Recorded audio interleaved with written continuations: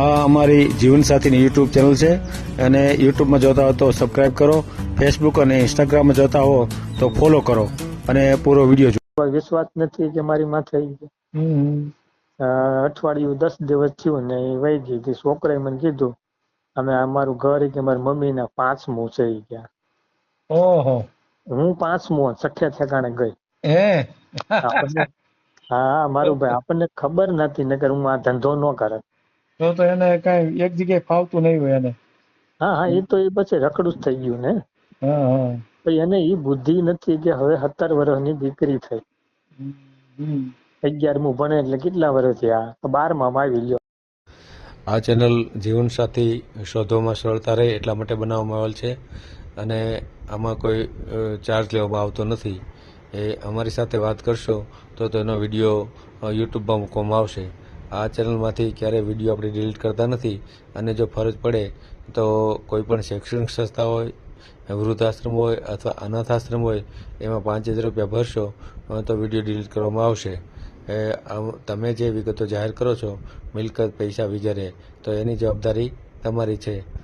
તમે નામ, નંબર, ફોટા, વિડીયો વગેરે જાહેર કરો છો એની જવાબદારી પણ તમારી છે અને છેતરપિંડીથી સાવધાન રહેવું. હેલો, જય શ્રી કૃષ્ણ મારું ભાઈ. હા, જય શ્રી કૃષ્ણ. હવે સાહેબ મેં તમારામાં બાયોડેટા નાખેલા છે. હા, તો આપણે ઘર કરવાનું છે. હા, કોનું? મારું પોતાનું. હા, બાયોડેટા મેં નાખેલા છે અને કોણ કોનું?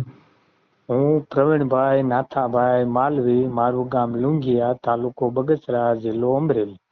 હા. બરાબર છે. હું કડિયા કુંભાર છું. છે બરાબર. યુટ્યુબમાં મેળવાનું છે આપણે? હા મૂકવાનું જ હોય ને, તો જ થશે, નકર તો કઈ થશે નહીં. હું તમારા વિડીયા ઘણો ટાઈમ થયો જોઉં છું. એમ ને? હા. આ તમારો વોટ્સએપ નંબર છે? વોટ્સઅપ નંબર બીજો છે, જો આવેલા છે. મારું આખું બાયોડેટા જ મૂકેલો છે. આ તો મારો કંપની તરફથી મને નંબર આપેલો છે, એટલે મારા પોતાનામાં નંબર છે, એમાં મેં બેલેન્સ નથી નાખતા. ખાલી આવક જાવક થાય એટલું જ છે. એ વોટ્સઅપ નંબર એવડો છે 8980771126. આ નથી વોટ્સએપ નંબર હે ને? આ કંપની તરફથી હું અત્યારે અમદાવાદ નોકરી કરું છું. બરાબર છે. એટલે એવું છે. એટલે અમરેલીના એક બેન જસુબેન કરીને છે, એને વાત થાય તો કરાવજો.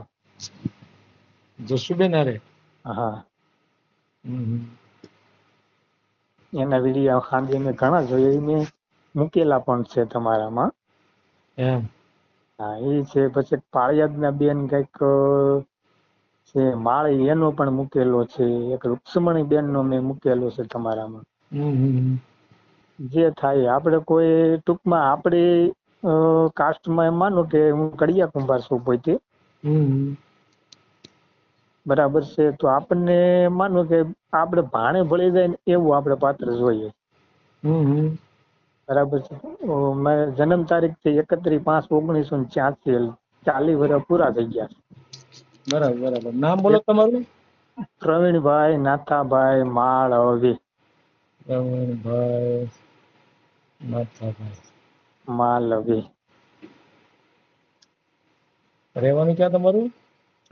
મારું મૂળ ગામ તો લુંઘિયા છે. લુંગિયા? હા, લુંઘિયા. એટલે મારું એટલે તમે કડિયા કુંભાર છો ભાઈ? ના, અમે બુદ્ધિસ્ટ. હે? બુદ્ધિસ્ટ. હા. નકર મારું અમારે કડિયા કુંભારમાં હોતન આવ્યો એટલે કહું. બરાબર. ભલે આપણે કોઈ ઓમ જાતિબંધ નથી, આમ જાતિબંધ. એટલે માનું કે દલિત ના ચાલે, દેવી પૂજક ના ચાલે. એમ? બેન ની તમે વાત કરો છો તો દલિત છે. દલિત છે ઈ? હા, જસુબેન છે તો દલિત છે. તો ના કરતા, રહેવા દઈએ. હા, બરાબર. હા, એ તો આપણે 40 વર્ષથી ઈ નો કરાય. જાતિ બિંદી એ કઈ નો કરાય, બરાબર ને? એના કરતા વાંઢું મરી જવાય. હા. બરાબર ને? એટલે હું તમને મારી કહાની કહું. હું એક મહેસાણા બાજુથી બાઈને લાવ્યો હતો. એ બાઈ કઈ જ્ઞાતિની હતી? એ કડવા પટેલ હતી. હા, બરાબર કીધું છે. છે હે ને? હા, એટલે ના, તો એનું છૂટું થઈ ગયેલું હતું ને અમારા ગામમાં મૈત્રી કરાર કરીને લાવ્યો હતો પટેલનો આદમી, હા હા બરાબર છે. તો એને કંઈક 3 મહિના રાખી અને કાઢી મૂકી એને, હા હા બરાબર છે. કાઢી મૂકી એટલે મને ખબર પડે, હમ એટલે મને ખબર પડે એટલે લક્ઝરીનો ડ્રાઈવર હતો એ મારો જાણીતો હતો. હમ ત્યારે હું ગામડે જ રહેતો હતો. હમ પછી પ્લસ એને ઈ થયું એટલે મને ખબર પડી એટલે મેં એનો કોન્ટેક્ટ કર્યો. હમ પેલા ના પાડી કે મારે ગામમાં ને ગામમાં હવે નથી કરવું. મેં કાંઈ વાંધો નહીં. હવે એના પૈસા એની પાસે ખિસ્સામાં પૈસા નહોતા. હમ બાઈને ગાડી મૂકીને 1 રૂપિયો ય નહીં હો. હા હા, આ લોકો એવી રીતે ગાડી મૂક્યા હતા, પટેલ હતા તોય. હમ પ્લસ મેં એનો કોન્ટેક્ટ કર્યો લક્ઝરીમાં અને પછી ડ્રાઈવરને મેં કીધું છોકરા નાના હતા. નાના એટલે હમ 17 વર્ષની દીકરી છે ને 15 વર્ષનો દીકરો છે. હમ એ બે ભેગા હતા આવેલા. તો એને મેં ખવડાવ્યું પીવડાવ્યું રસ્તામાં અને 1000 રૂપિયા મેં એને અપાવ્યા. ડ્રાઈવરને મેં તું છે ને રિટર્નમાં આવી ને એટલે મારા ઘરની પાછળ જ લક્ઝરી પડી રહી હતી, હું તને 1000 રૂપિયા આપી દી. એ કે કાંઈ વાંધો નહીં, તું તારી એટલી મદદ તો હું કરવા નહીં કે. તો એ આપણે એ કર્યું. તો સુરત પૂગતા પૂગતા ડ્રાઈવર હારે પાછી મારે હારે બાઈએ વાત કરી કે તો એ ભાઈને કયો કે મને લઈ જાય એમ. અહીં સુધી કે જો અમને મદદ કરી હોય કે રસ્તામાં તો અમને હાસવશે, બરાબર છે. તો હું એને બીજે દી હું પાછો ગયો સુરત. તો ત્યાં સુરત પહોંચ્યા એટલે મારા ફઈને ઘેરે મેં ઉતરાવડાવ્યા, બરાબર બરાબર છે. ત્યાં આખો દી રહ્યા, બીજે દી રાત રહ્યા. હું અહીંથી ગયો ત્યાં બધી વાતચીત કરી, બધું કમ્પ્લીટ કર્યું કે અમને કાંઈ વાંધો નથી. એટલે હું ત્યાંથી તેડીને લુંઘી આવી આવ્યો, બરાબર છે. લુંઘી આવી, મારા મમ્મી પપ્પાએ એવું કીધું તું રે, તને સારું લાગે કે મારા લગ્ન કર્યા જેવા તો જ આપણે આગળ વધવું છે. કેમ કે તું કે ત્યાં અમારા ખર્ચે તને મૂકી જાવ, બરાબર છે. તો 2 મહિના સુધી રહી. પછી મને કે હવે આપણે ફૂલ હાર કરી લઈએ. કાંઈ વાંધો નહીં. એટલે અમે ફૂલ હાર કર્યા, બધું રેડી. કાંઈ કોઈ જાતનો કોઈ ડખો નહીં, કોઈ નહીં. છોકરી 10મું અમારા ગામમાં ભણતી હતી, એને મેં પરીક્ષા દેવડાવી. 11માં આવી એટલે હું અમદાવાદ ગઈ આવ્યો હતો. પછી હું બધું સામાન ને રૂમ ને બધું લઈને અમદાવાદ ગઈ આવ્યો. હું અહીંયા મને નોકરી સારી છે, બરાબર છે. 20-25 હજાર રૂપિયા પગાર છે, સરસ પગાર છે. આરવો કંપનીમાં નોકરી કરું છું. રૂમ નું ભાડું ભરવાનું નહીં, લાઇટ બિલ ભરવાનું નહીં, 24 કલાક પાણી, આવું બધું મને સારું પડે છે. એટલે મને વરા 20,000 રૂપિયા વધતા હતા. એના માટે મેં નવી બાઇક છોડાવી. તો અહીંયા 6 મહિના અહીંયા અમદાવાદ રહે. પછી દલિત હારે વહી ગઈ, લફડો કરી. હા, છોકરા 2 મેં 17 વર્ષની દીકરી ને 15 વર્ષનો દીકરો મેં અપનાવ્યા, બરાબર છે. ભાગી ગઈ. અને તોય દલિત હારે વહી ગઈ. હા, દલિત નો જણ છે લીંબડી બાજુનો, લઈને વિયો ગયો છે.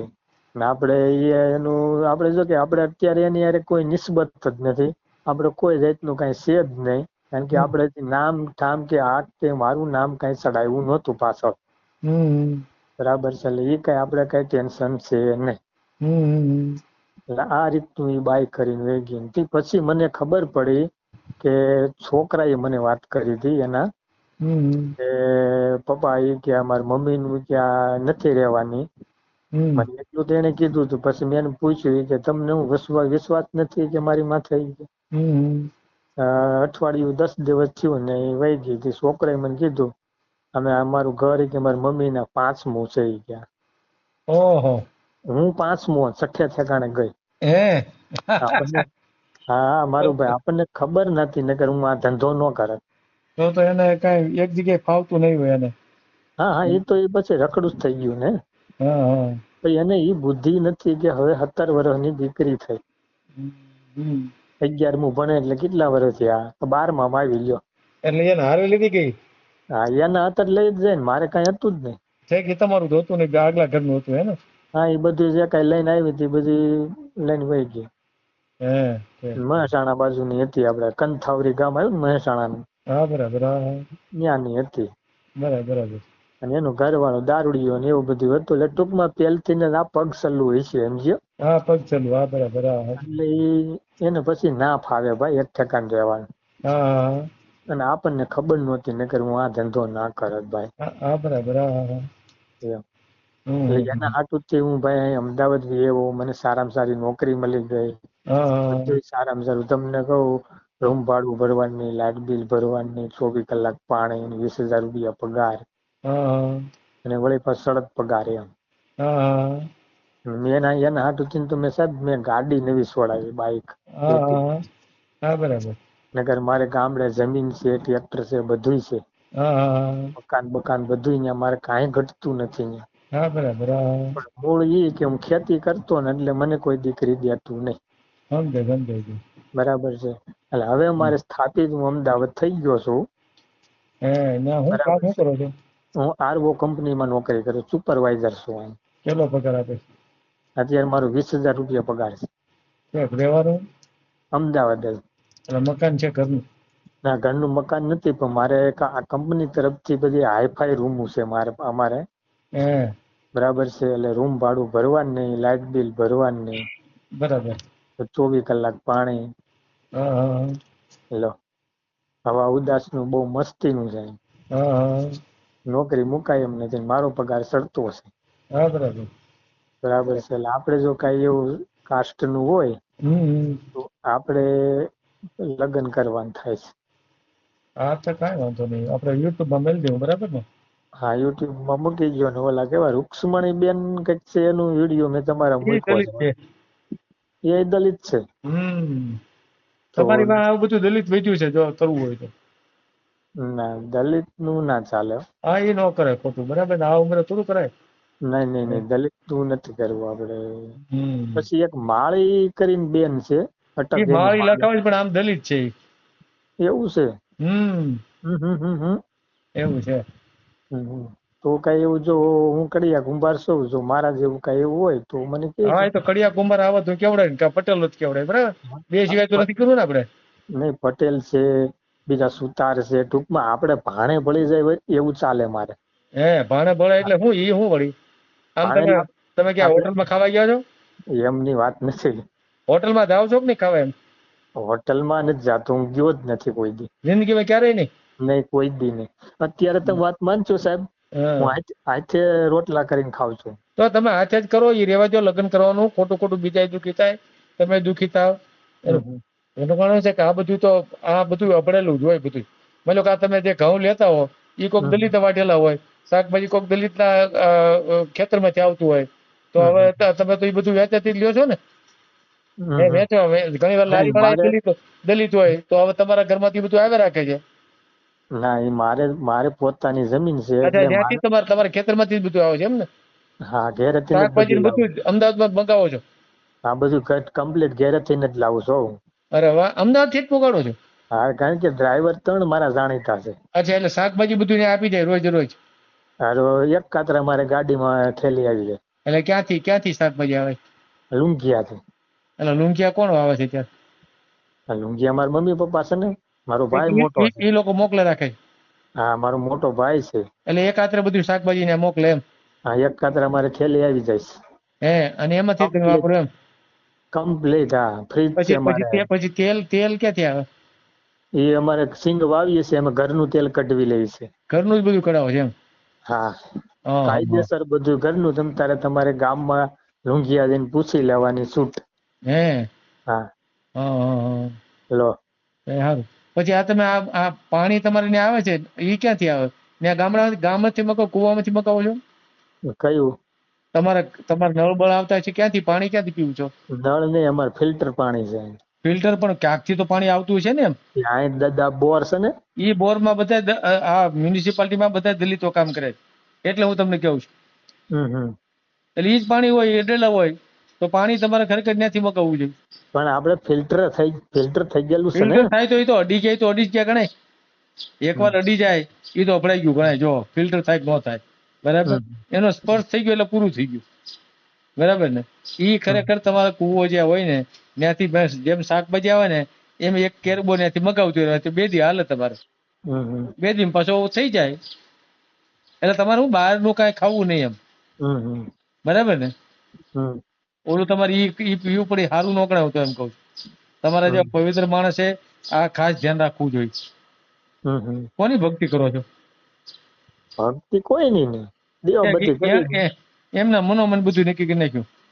દીવાબત્તી કરીને બને ત્યાં સુધી એટલું રાખીએ છીએ એમ. ના એ તો બરાબર, ના રાખવું જ જોઈએ. તમારે જેવું ન રાખે તો કોણ રાખે? બરાબર ને?